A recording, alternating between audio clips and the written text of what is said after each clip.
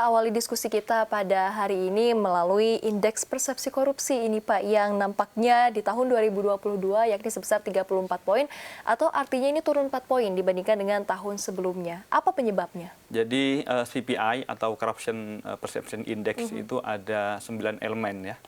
9 elemen itu kalau kita klaster menjadi 3 pokok, ada klaster politik, ada klaster ekonomi dan investasi, ada yang ketiga klaster hukum dan birokrasi. Dari 3 klaster itu sesungguhnya yang menurun CPI kita itu di 2 sektor utama. Sementara di sektor yang birokrasi dan penegakan hukum sesungguhnya naik 4 poin.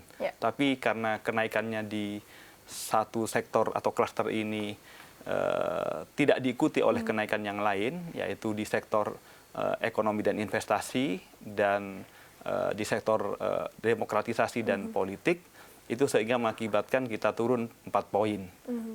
Itu yang terjadi. Jadi sektor investasi itu karena faktanya masih banyak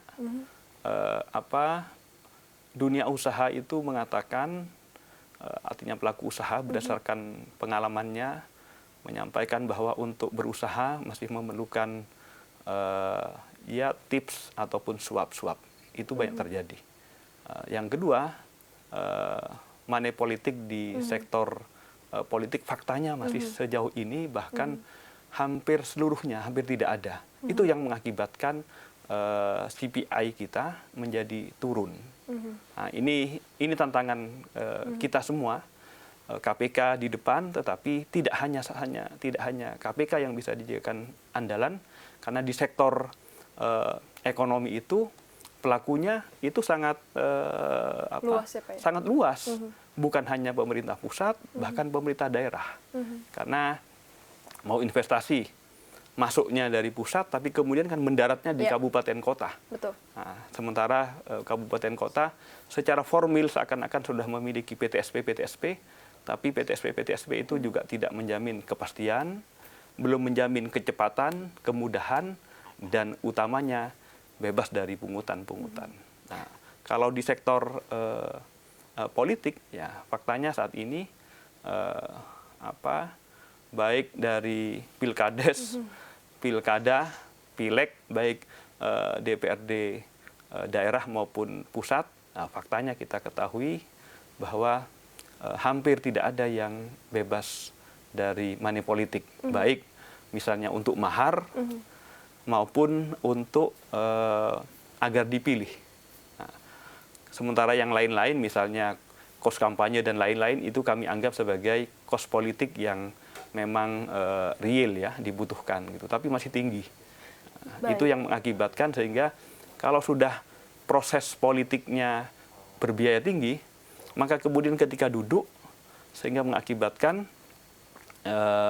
yang duduk itu kemudian pasti cenderung untuk mengembalikan modalnya. Nah, pada saat mengembalikan modal itu, ketika memang menjelang pemilihan umum, pemilihan legislatif, itu memang sudah sering kali terjadi begitu Pak, pungutan-pungutan liar begitu.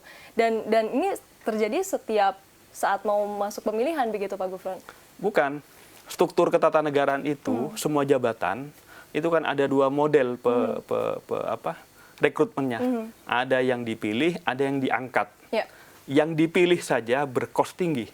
Sehingga kemudian ketika duduk menjadi anggota dewan, baik pusat maupun daerah, balik modal, bagaimana caranya untuk balik modal? Dia kemudian cari balik modal, maupun kepala daerahnya. Sehingga ketika kemudian, ini kan struktur yang election. Ketika duduk kemudian menjadi kepala daerah, dia kan kemudian membuat timnya, kepala dinas, kemudian juga mengakibatkan dia memilih orang yang bayar. Nah, sehingga ketika sudah memilih orang yang bayar, pada saat melayani publik mengakibatkan dia ngutip-ngutip. Nah, ini rantai korupsi dari pemilu, duduk sebagai pejabat, ketika menjabat memperjualbelikan layanan-layanan kewenangan-kewenangannya, mengakibatkan ekonomi menjadi berbiaya tinggi.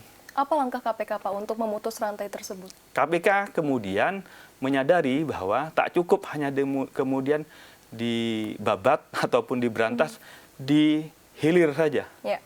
ditangkap, padahal produksi pabrik yang memproduksi pejabat-pejabat itu, yaitu pemilunya, masih penuh money politik. Maka KPK kemudian saat ini masuk sampai ke sistem tata kelola pemerintahan, tapi juga kepada pemilunya. Maka ada politik cerdas berintegritas, ada sekarang juga lagi launching hajar serangan fajar. Itu untuk kemudian apa? Agar hulu, agar produk atau pabrik struktur ketatanegaraan itu memberi harapan bahwa yang akan terpilih adalah orang-orang yang komit pada rakyat. Kalau sudah niatnya untuk melayani rakyat, pasti tidak korup. Tapi kalau kemudian niatnya yang penting duduk, berapa biayanya pun kemudian harus saya keluarkan, maka ketika duduk pasti sudah mikirnya korup gitu. Ya.